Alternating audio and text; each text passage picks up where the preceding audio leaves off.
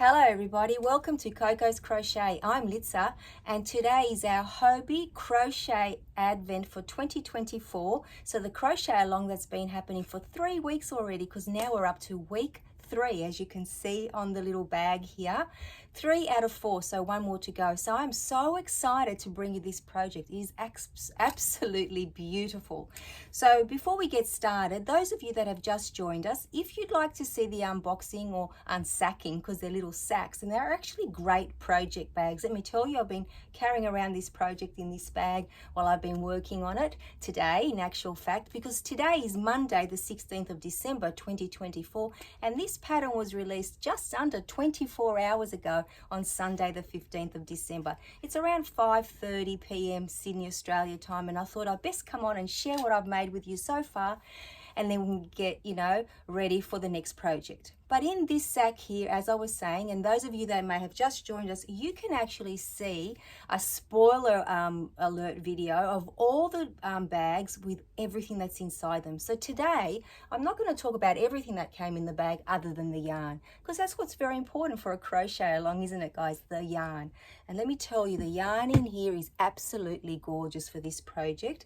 We did get 2 donuts. So I'm calling these donuts of this gorgeous, it's actually called here the Superwash Merino wool, and it's 100% extra fine merino. It's the Friends brand or line for the Hobbii yarns, and it's absolutely gorgeous. Now each donut is 50 grams or 1.75 ounces, and there's 165 meters in here or 180 yards, which is a lot of yarn, because as you can appreciate, it is very fine. Now they do recommend that you use a 4 to a 4.5 millimeter hook, and for this project we did use a 4 millimeter hook, which is awesome, and the color is number 52. But as you can see up close, it's a beautiful, like a dusky pink. This yarn is exquisite, guys. If you can handle wool, if you're not allergic to it, it is a super soft, beautiful yarn. It's actually got a nice bounce to it. Let me just see if I can sort of demonstrate that for you. It's a little bit tricky, but when you're, can you kind of see that, guys? It's when you're crocheting with it, you actually feel that bounce. It's amazing. And considering it is 100% wool, there's no scratchiness attached to it. Absolutely gorgeous yarn. I guess it is because it is the superwash and it is extra fine. Now when I hear extra fine, I always get a little bit worried, but I did manage to use my 4 millimeter clover or more hook with it, and it was a breeze. Splitting, no, unless you poke through the the actual yarn here itself, of course that's going to happen. But let me tell you, this yarn is a dream to work with. So if you ever get your hands on some, please, do make something super gorgeous with it, because you won't regret it. Of course, if you are allergic to wool, I don't recommend it, but you would never know that there was wool in here. It is a fabulous yarn. And we got 2 donuts, guys. So I've actually got one attached to my work here. So I'm going to pop it down. Now there is a center pull, or you can make it into a center pull. That's how I pulled out the yarn.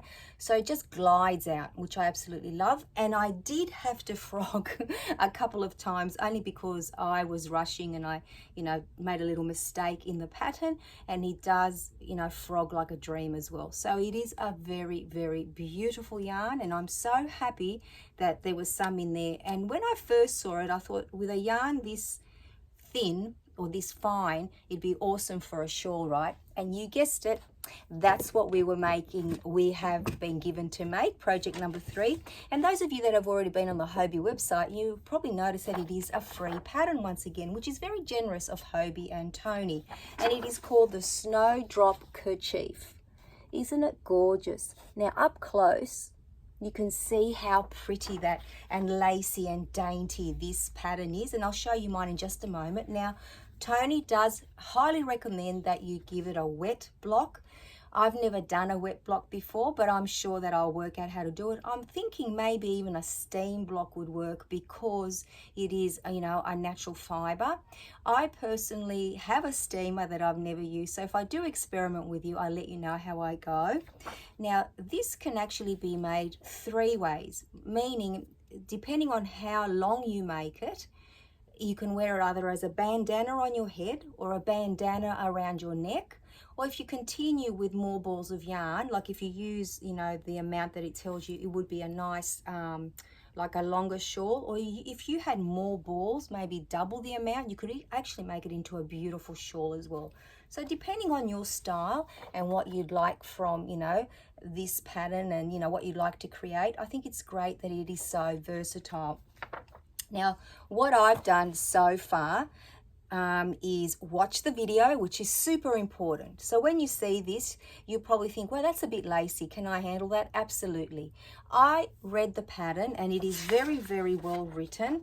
And, you know, because it is a free pattern, I could probably just show you a little snippet that you do get photos with it as well.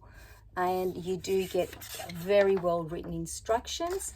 I've been following it on my iPad, but what I love is that you get the video tutorial, and I listen to it so I can understand and hear and then have a visual of how Tony is writing the pattern.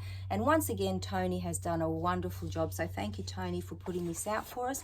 I actually really enjoy listening to the videos and watching Tony crochet because she is so encouraging. She basically says, you got this, and you truly believe in your heart that you do. So if you can do, this is all in US terminology, if you can chain, if you can do a single crochet, a double crochet, and a treble crochet, you know, the one with the 3, and you can actually do a picot, which Tony talks you through, you've got this. So I am halfway through this project because it's basically a 2-row repeat, and I'll just show you my little chart here of how I count. So I've got every, like, row 9 and 10, 9 and 10, all spaced out, so I know how many I need to do, and that way I don't get mixed up. So I'm literally halfway, and that's taken me about 3 hours, which I think is great considering it was a little bit of a lacy pattern, but when you get your flow, you've got this. I actually still look at my rows number 9 and 10, mark them off as I go, and to date I think I've done very well in those 3 hours getting halfway through this pattern. So let me show it to you. I am going to stretch it out a little bit so you can actually see the design of the shell stitch, because it's basically shell stitches one row and then the open stitch on the other, and it definitely has a front and a back, and I'll show you that. So this is the front of the, I'll show you how big it is so far. So as you can see, it's not quite ready to be around my neck, but almost, but it would definitely go around my hair if I wanted to. Let me just try to show you like that. Can you see that, guys? I should have got my little foam head to show you that. You know, if you put some ties on it, it would be ready to go. But let me show it to you. So this is definitely the front here. I'm just going to pull it out gently so you can see the pattern and the design there. It's so, so pretty and very, very delicate. Now, it does have a beautiful drape. Can you see that, guys? There's nothing stiff about this yarn, and even though it's just a 4mm hook, it actually drapes beautifully. Imagine when it's blocked. Now, as you can see, this is the front and this is the back. So it does have a definite front and back, reason being you do the shell in one row and then you return with the lacier stitch. So the one that you build it, so that's the one here that you build it on, this row, and then underneath is the shell row. So row number 9 is the shell, and then number 10 is the open row, I guess we could call it that, the lacier row, the one that you build the shells on. So that's it, guys, in a nutshell. I'm halfway done. I didn't want to, you know, spend another 3 hours on it to wait another day to bring it to you. Like I said, in actual fact, if I put 2 little ties on, this would definitely be a finished project. But I think I'm going to continue not only the 10 rows that it's actually 20 more rows, because it's, you know, a set of 2 rows for each set that I've written up here in my notes. I might actually see how far this ball gets me, because honestly, I don't think I'm even half done. So imagine if it grew even more and it became a beautiful, beautiful shawl, right? Now you can see on the edge there, there's picot stitches, so you do need to allow some yarn for that. And of course, as the kerchief, is that the right way to say it, grows, you do use more and more yarn. So maybe I'm being a bit ambitious to see that, to say that I could probably grow it even bigger using this yarn. But whatever it works out to be, I am going to absolutely love it. And it is a pattern that when you get started, you just get your flow. It's exactly how Tony tells us, that when you get your rhythm and your flow, you just go with it, which is awesome. So I wonder how many of you have started your kerchief as well, because I know a lot of you that are joining me, and thank you so much for hanging out with me. I really do appreciate it. I do know that a lot of you have already started your Tunisian crochet project, the beanie, and some of you may have already started your tea towel as well. I am yet to finish that, but when I do, more than likely in 2025, I will definitely bring it to you. So once again, another 10 out of 10 project. That's my feeling towards it, and I hope it is yours too. You can even make this with an acrylic or a cotton yarn. You don't need to use a superfine merino, especially if you're allergic to it. You could use a nice bamboo cotton as well. It's endless what yarn you could apply to this pattern. And remember, it is free on the Hobbii website, which once again, as I said, I think that is very, very generous of Tony and Hobbii. Now, I'm very excited to say that we only have one more project. So bag number 4 and project number 4 will be released this Sunday, the 22nd of December. And although we're creeping up to Christmas, I'm going to do my very best to bring it to you before Christmas as well. Now, as I said, I think the previous 2 videos, even though I've already done the unboxing or bagging or unsacking of what's in each week, I actually don't remember until I revisit it. So that's a nice surprise for me as well. So what I'm going to do is I'll bring you that video next week, and then I will probably do another one with just a recap of all of them. So once again, thank you so much for joining me. It has been my pleasure and my delight to be able to share this with you, because after all, sharing is caring, and I love the fact that we're doing this together, or you just come along to hang out with us and see if this is something that you would enjoy participating in next year.